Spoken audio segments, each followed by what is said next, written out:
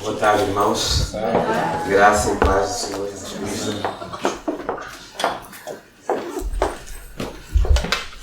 É um enorme prazer poder estar aqui com esta igreja, família de Cristo, que ama o que Deus ama. Costumo sempre dizer isso às pessoas que podemos testemunhar sobre esta igreja. Esta igreja de fato ama o que Deus ama. E uma das coisas que Deus ama é missões. E eu quero agradecer ao pastor Samuel, a sua equipa, pelo convite de certa forma, poder partilhar a palavra do Senhor nesta conferência missionária. Eu convidei, foi a equipa convidada. Amém. Agradeço na mesma o convite, não é? A esta igreja maravilhosa. E quero agradecer desde já, né, as orações, porque eu sei que esta é uma igreja que ora, é uma igreja que intercede, é uma igreja que de fato tem apoiado com este ministério tão precioso que é o Ministério da Intercessão, ofertado as ofertas dos irmãos de forma carinhosa, tem sido de bênção para o nosso ministério e igreja ali em Vieira do Douro. E desde já eu quero dizer, talvez vocês não tenham noção como para nós, que também estamos no campo missionário, é inspirador e motivador saber que existem igrejas como esta, que se importam com missões, que promovem missões.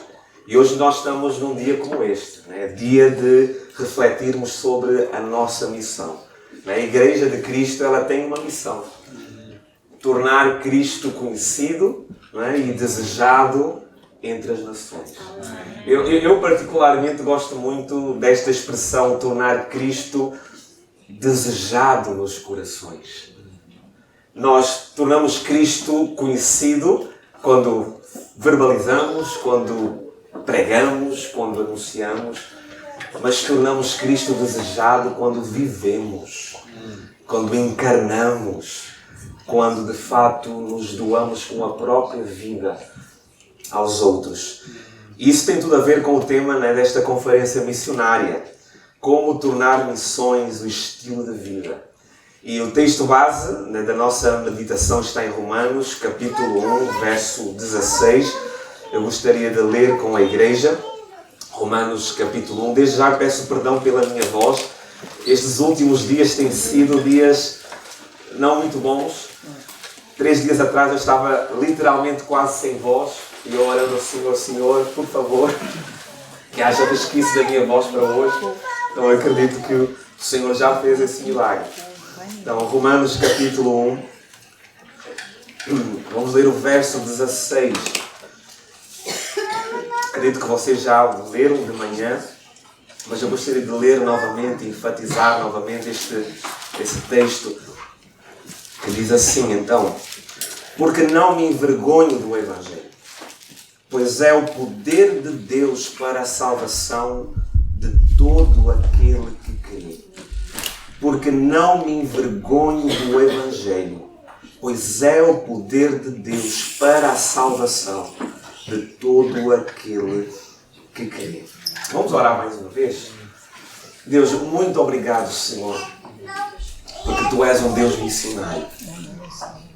E o Senhor dotou a Sua igreja para continuar este grande movimento dos céus aqui na terra. Que o Senhor, mais uma vez, Senhor, venha como flecha em nossos corações, fazendo frutificar esta palavra, Senhor. E que possamos ser, de fato, Senhor, ouvintes praticantes, doando, Senhor, por esta causa tão nobre que é a causa de missões. Nós te oramos em nome do Senhor Jesus Cristo. Amém. Amém. Bom, o pastor norte-americano Timothy Keller, que recentemente ele partiu para a glória, é um dos grandes homens do Senhor com relação à obra missionária também. E ele escreveu algo no seu livro Igreja Centrada, o seguinte: somos salvos somente pela fé e pela graça, mas jamais por uma fé que permanece só, desacompanhada. A graça verdadeira sempre resulta em vidas transformadas e em vidas marcai-os. A grande ideia aqui desta frase é justamente esta. Ao sermos alcançados pelo Evangelho, existe um movimento que começa no nosso interior, mas que não para ali. Esse movimento, ele continua de dentro para fora. É por isso que o Evangelho, como o texto nos diz, ele é poderoso. E essa ação poderosa, ela afeta também o nosso exterior. É por isso que ela parte também para a nossa maneira de ser, para a nossa maneira de viver, para a nossa maneira de pensar, de decidir. É como se essa ação viesse reajustar o que estava desajustado em nossas ideias. E vem implantar um coração segundo Deus, um coração segundo os céus.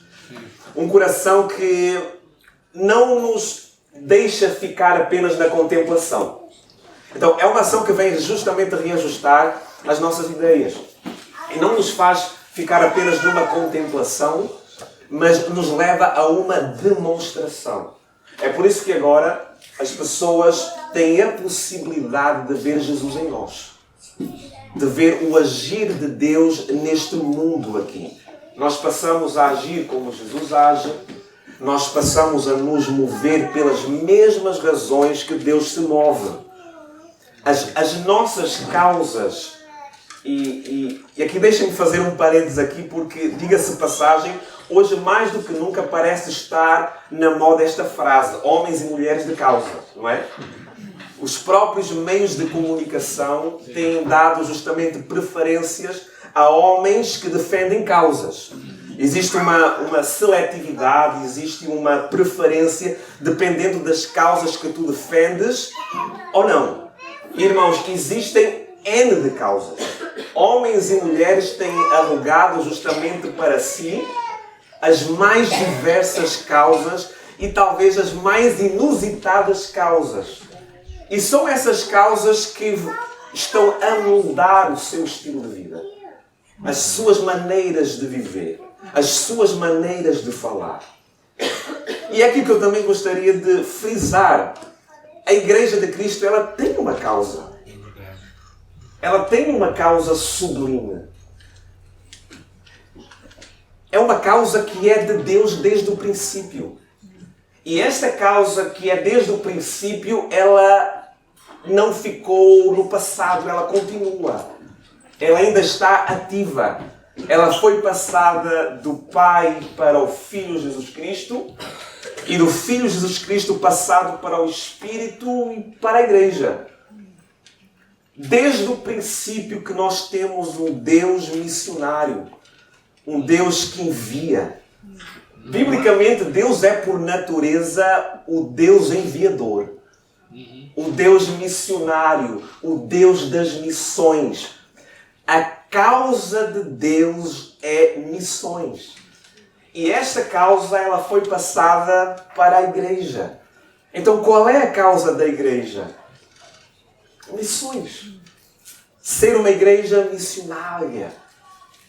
Ser uma igreja onde homens e mulheres se movem para tornar Cristo conhecido e desejado nos corações. É por isso que particularmente, eu comecei a dizer isso, eu louvo a Deus pelas conferências missionárias. Eu louvo a Deus pelos cultos de missões. Porque, meus irmãos, estes são momentos de graça. Onde, pela graça e misericórdia de Deus, nós somos chamados novamente à realidade do que é ser igreja.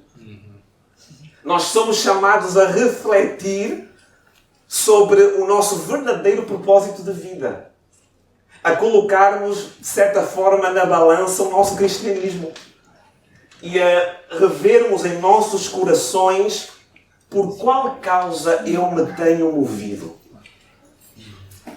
Certo sociólogo disse o seguinte: inevitavelmente o homem se move por causas.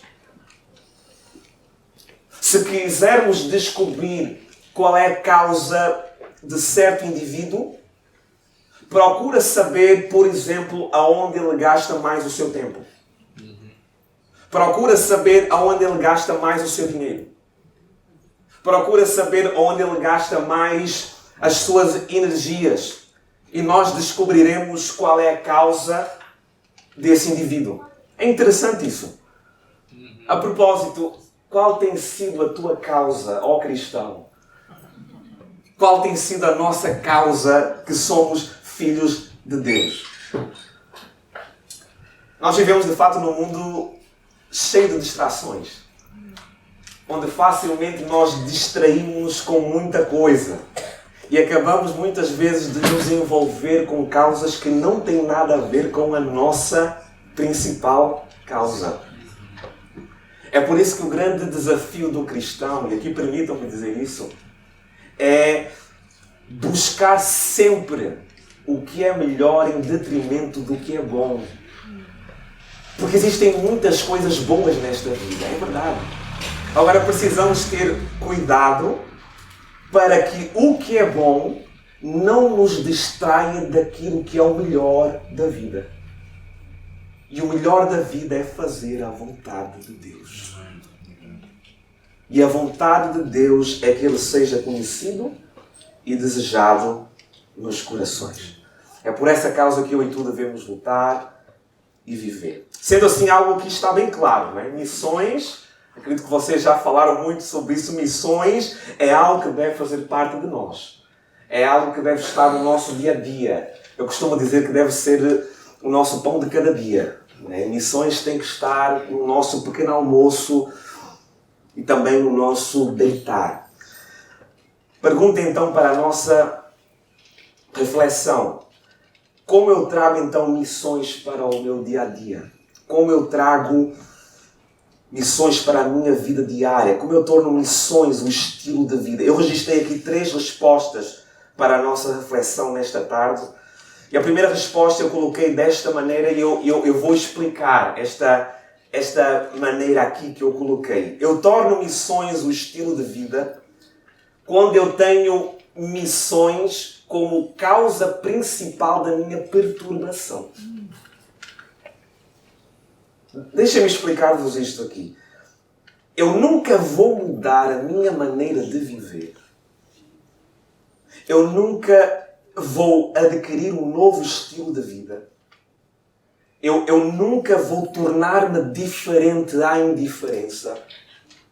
Eu nunca vou agir, pensar diferente sem antes ter sido incomodado, perturbado, sacudido por uma causa maior.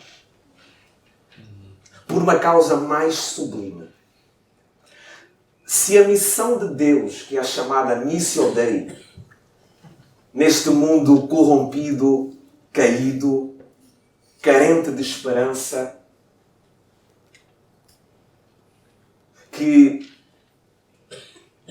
precisa de salvação, não nos traz uma perturbação santa que nos faz responder com a própria vida, nós tenderemos a viver enclausurados em mosteiros eclesiásticos ou existenciais que, de fato, nenhuma maneira gerarão impacto ou redundarão no líder de Jesus Cristo. Quando o apóstolo Paulo diz o Evangelho é o poder de Deus para a salvação, ele está a falar sim do poder para a salvação eficaz, mas uma salvação que é ao mesmo tempo integral. Ela não vem desacompanhada, mas ela traz e gera mudança e com ela sacode-nos. Ela incomoda-nos. E o mesmo apóstolo Paulo sabe do que está a falar. O próprio exemplo de vida o acompanha. É interessante que existe uma afirmação que ele mesmo faz, que denota esta, digamos assim, perturbação santa, que o fez mudar, que o fez agir de maneira diferente, que o fez dizer, para mim o viver é Cristo, e um viver ali que tem a ver com uma maneira específica de viver, um estilo de vida. A expressão ela se dá justamente no verso 14, quando ele diz, sou devedor. Por outras palavras, ali a ideia é, eu não posso permanecer como estava, enquanto existir uma consciência dentro de mim que sou devedor. Ou por outras palavras, enquanto houver esta perturbação santa que me faz realmente encarnar a missão. Que me faz realmente viver a missão. Transpirar a missão. Me doar pela missão. E aqui rapidamente é importante explicar este eu sou devedor. Existem duas maneiras de uma pessoa se tornar devedor. Pegar aqui um exemplo do dinheiro, por exemplo. A primeira é quando alguém empresta uma quantia para ti, para depois tu devolveres. Enquanto tu não devolveres essa quantia, tu ficarás devedor a essa pessoa. Mas existe uma segunda maneira de se tornar devedor. É quando alguém te dá algo para tu dares a uma terceira pessoa. Enquanto tu não deres esse algo a essa terceira pessoa, tu ficarás devedor dessa primeira pessoa que te deu para dares à terceira. E é neste segundo aspecto aqui que Paulo se acha um devedor.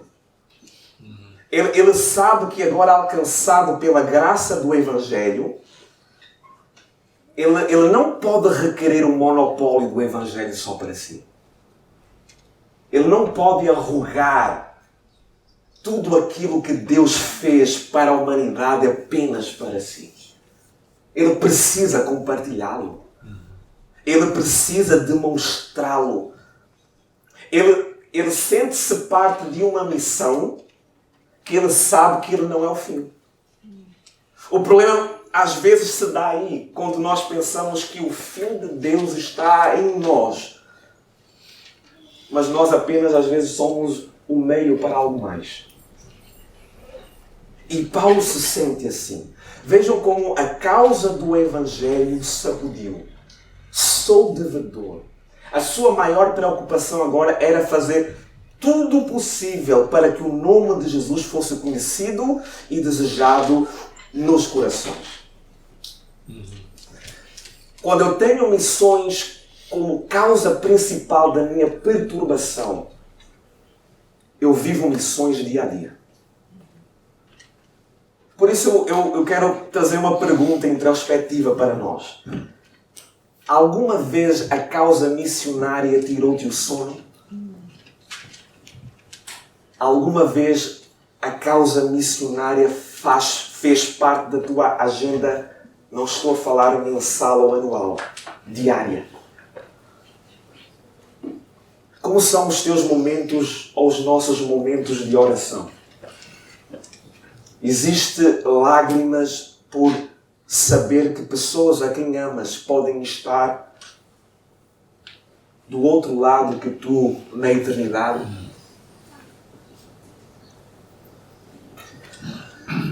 Se missões não for a causa principal da minha perturbação, missões nunca será para mim um estilo de vida. Ela será no máximo uma compreensão teológica que nunca se materializou na prática em minha vida. Certa vez em Vieira do Minho, uma senhora que já esteve em nossa igreja, ela fez uma pergunta para nós. E ela disse assim: por que é que vocês se preocupam tanto conosco? Ainda morávamos em Braga e nós íamos 3 vezes por semana a Vieira do Minho, ainda não tínhamos conseguido encontrar casa lá em Vieira do Minho. E nós muitas vezes, no início, íamos a Vieira do Minho para estar, para cultuar, para aconselhar apenas para 1 ou 2 pessoas. E eu lembro perfeitamente quando perguntaram para mim e para a Joana: o que é que vos faz vir a Vieira do Minho para 1 ou 2 pessoas? Eu lembro que eu respondi com muito peso no meu coração. Muito peso na minha alma. A vossa eternidade vale mais que o mundo inteiro. Muitas vezes nós saímos, voltamos para Braga e dizemos em nossos corações: Senhor, tem que haver mais. Tem que haver mais gente. Muitas vezes, diante das incompreensões, às vezes pela insensibilidade do homem cego em Deus, nós pensávamos: será que não há ninguém, Senhor, com o coração aberto para receber o Senhor? E isso nos incomodava. Isso nos perturbava. Isso mexia conosco. Nós chegávamos a orar a oração do grande avivalista John Knox, quando ele, em seu ardor missionário, em sua perturbação santa, ele grita aos céus: ó Deus, dá-me a Escócia ou senão morro. Eu dizia: Senhor, dá-nos vidas neste lugar. Amados, é isto que nos move. É isto que nos faz mudar hábitos. É isto que nos faz mudar agendas. Traçar novos objetivos de vida. Nós nunca teremos missões como estilo de vida se missões não for a causa da nossa perturbação principal.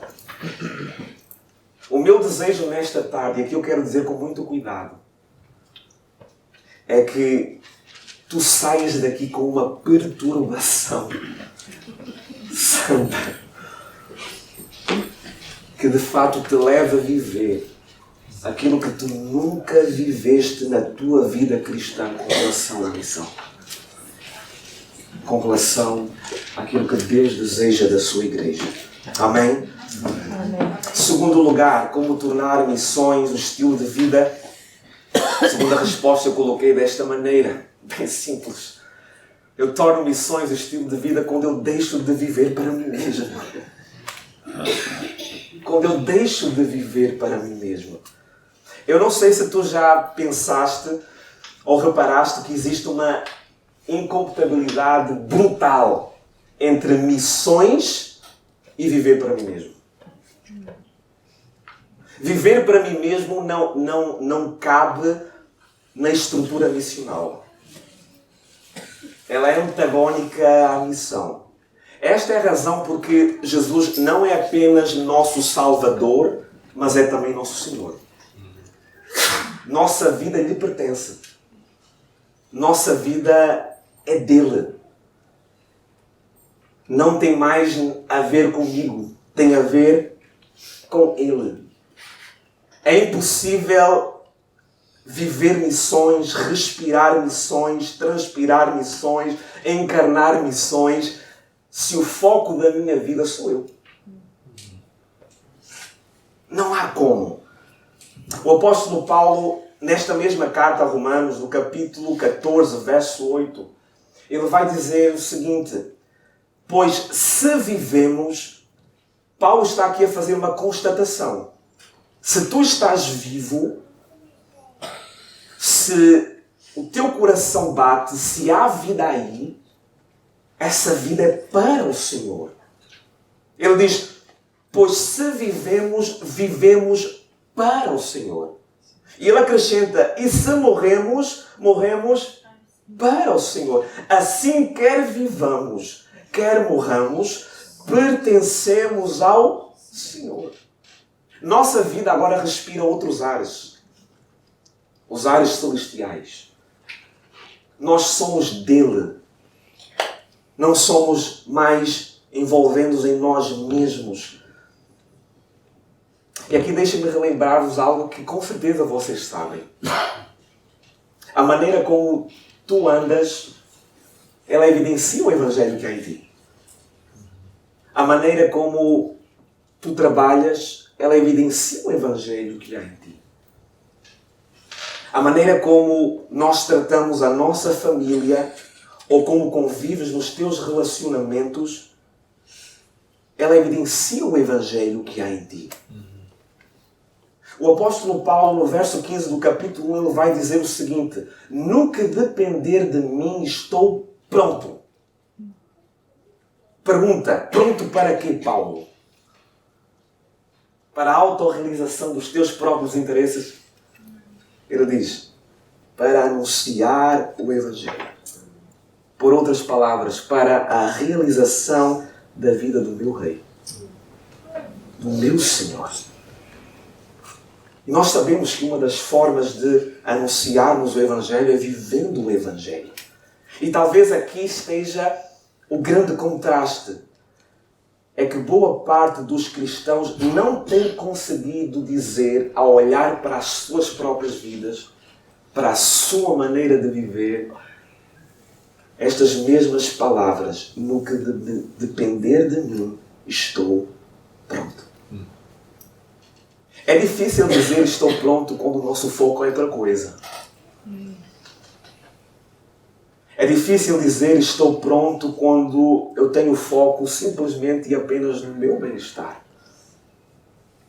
É difícil dizer no que depender de mim, conta comigo para anunciar, quando o foco está nos meus anseios e naquilo que eu desejo. Quando eu deixo de viver para mim mesmo e passo a viver para a glória do Rei, tu deixas de olhar os desconfortos que o teu estilo de vida missional, que o teu comprometimento com Cristo e com a missão, tu deixas de olhar os desconfortos que isso te pode dar e acarretar na tua vida diária como uma afronta para ti. Mas passas a olhar estes mesmos desconfortos como um privilégio. A pergunta é porquê? Porque tu entendeste que não tem nada a ver contigo. Tem tudo a ver com Ele. Tem tudo a ver com Ele. E eu e a Joana temos aprendido na pele ali em Vieira do Minho isso mesmo. Esta verdade aqui. Quantas vezes, depois de passarmos logo do início por reações hostis, nós já tivemos aqui a oportunidade de contar um pouco de algumas experiências, algumas indiferenças do povo, calúnias, as mais inusitadas calúnias, como por exemplo, na verdade eles estão aqui para roubar órgãos de crianças. Irmãos, eu nunca pensei ouvir isso de alguém sobre a minha família, a minha Joana. Eu às vezes projetava, olha, se calhar vamos ser chamados de Bíblias, né, de capa preta, era às vezes esses estigmas que haviam muito, mas pessoas que vieram para roubar crianças, órgãos das crianças, nunca. Então passamos por coisas inusitadas que nos afrontavam. Quantas vezes nós questionamos, será que vale a pena passar por isso? Será que nós não nos enganamos? Se calhar não era para a gente decidir aceitar o desafio para este momento ali. Porque a gente olhava e disse, gente, quanta afronta. A gente olhava para Deus de hoje, onde a gente fica nesta história toda? Onde estão os meus direitos, Deus? Não, eu não disse isso.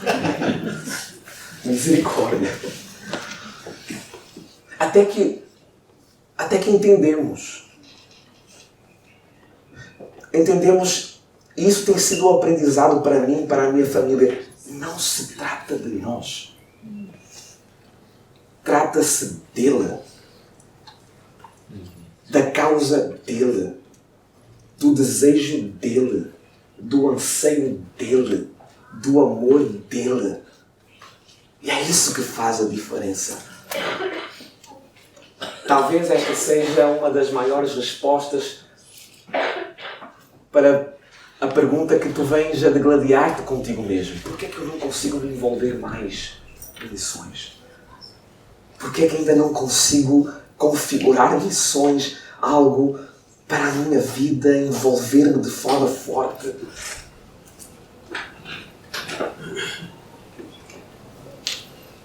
Precisamos ter a consciência de que a nossa vida é dele. E trata-se de agora sobre ele. Vivemos para a glória dele. Quando tu entendes isso, as afrontas que tu vives, elas podem te causar tristeza, sim, mas tu sabes que estás a viver em prol de uma causa maior. A honra do teu rei. E a gente sabe como os soldados, eles sofriam pela honra do rei. E isso era um privilégio. Um privilégio. E em terceiro lugar, a terceira resposta eu coloquei desta maneira. Eu torno missões um estilo de vida quando eu vivo cheio do Espírito Santo de Deus. Cheio do Espírito Santo de Deus. O pastor e comentarista John Stott, ele disse algo bastante interessante. Antes de enviar a igreja para o mundo, Cristo mandou o Espírito para a igreja. Antes de enviar a igreja para o mundo, Cristo enviou o Espírito para a igreja. O Espírito Santo sempre foi o impulsionador missionário. O Espírito Santo, ele sempre nos impulsiona, ou quem nos impulsiona a viver de maneira diferente nesta vida. E Paulo, o apóstolo Paulo, é um exemplo crasso disso. Depois justamente dele ter aquela experiência ali em Damasco, quando Ananias foi chamado por Deus para ir à casa de Paulo, as palavras que foram registadas lá em Atos 9:17 foram estas. Deus enviou-me para que voltes a enxergar, e agora ele acrescenta, e fiques cheio do Espírito. Que mudança radical nós vemos em Paulo. Não podemos ir mais longe, exemplo dos próprios discípulos antes da descida do Espírito Santo no evento de Pentecostes. O que eles eram e o que eles foram. Mudaram o seu discurso, mudaram a sua maneira de viver, as suas ações, mudaram o próprio conceito de vida. Nós vimos como quando Jesus morre, eles vão para as casas e ficam ali cheios de medo por causa dos judeus, mas agora eles são outra pessoa. Do medo passaram a ser ousados, com intrepidez nos seus corações, deixaram de olhar as suas vidas como preciosas, a não ser que sejam gastas pela causa do Evangelho, pela causa do Reino. E isso fez toda a diferença. Quando olhamos justamente para este texto aqui, nós encontramos em Paulo agora um novo homem que ganhou um novo sentido de vida. Esta expressão que ele mesmo diz no verso 16, eu não me envergonho do Evangelho, diz tudo. Eu não me envergonho do Evangelho. É interessante que o próprio Senhor Jesus Cristo havia dito aos seus discípulos para que eles não se envergonhassem dele. O que indica que ele sabia que eles poderiam fazê-lo. Aqui alguns comentaristas eles vão dizer que não haveria sentido de alguém afirmar que não se tem vergonha de alguma coisa, a não ser que ela tenha sido tentado a envergonhar-se dela. Neste sentido, sem dúvida, Paulo conhecia esta tentação. Ele certa vez escreveu em Coríntios, quando disse para os irmãos em Coríntios, olha, eu estou a ir a vocês em fraqueza, temor e muito tremor. Porque ele sabia que a mensagem da cruz era loucura para alguns. Que a mensagem da cruz era escândalo para outros.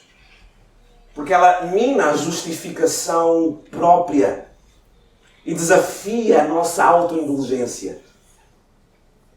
Amados, o que nos fará viver em nossa família, em nosso trabalho, em nossa escola, nos nossos círculos de amizade, de maneira digna do Evangelho, sem nos envergonharmos do Evangelho, o que nos fará tomar posicionamentos cristocêntricos no meio de um mundo egoísta e hedonista, é vivendo uma vida cheia do Espírito Santo.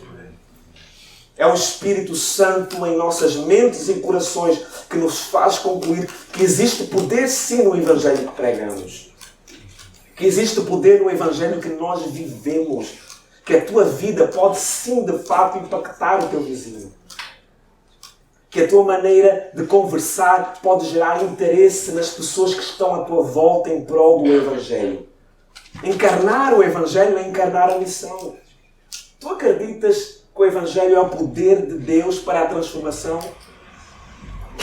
Tu acreditas que viver de acordo, caminhar de acordo, decidir de acordo, investir os meus recursos de acordo com o Evangelho pode tornar o mundo ou transformar o mundo ao nosso redor? Este é um grande desafio nosso cristão. Porque aqui mais uma vez existe um contraste, talvez muitos não tenham crido tanto assim. Porque se tivéssemos crido nisso, provavelmente não deixaríamos escapar tantas oportunidades que Deus nos tem dado. Não teríamos canalizado, ou teríamos canalizado mais e mais a nossa energia e tempo em prol desta missão. Quando estamos cheios do Espírito Santo, existe certeza, existe convicção. Nós não somos mais levados pelos nossos medos. Nós somos levados por uma ousadia e um encorajamento do Espírito que habita em nós. De influenciados passamos a ser influenciadores. É o Espírito que nos leva a amar o que Deus ama. É o Espírito que nos leva a viver o que Deus quer que vivamos. É o Espírito que nos leva a importar aquilo que Deus se importa. É Ele quem nos desperta em nossos lares, juntamente com os nossos filhos, para criar hábitos, criar rotinas, conversas que têm tudo a ver com a causa missional. E como o mundo precisa de uma geração que respira missões, que transpira missões, que encarna missões. Eu quero concluir lembrando-nos de algumas reflexões para nós. Qual tem sido a tua bandeira nesta vida?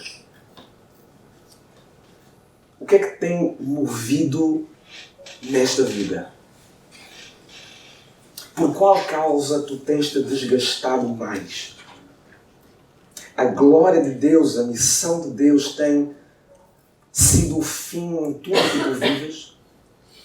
É interessante que este foi um dos legados da Reforma Protestante. Resgatar justamente esta expressão, viver para a glória de Deus. Quer comais, quer bebeis, façai tudo para a glória de Deus. Isso fez com que o cristianismo saísse das quatro paredes e o cristianismo fosse para as ruas, fosse para as escolas, entrasse nos cafés, entrasse no meio social. O Espírito Santo nos leve a esse padrão de vida, a esse modo de viver, a esta causa sublime, a tua causa, a minha causa. Então lembra-te disso. Lembra-te disso. Em nome do Senhor Jesus Cristo. Amém.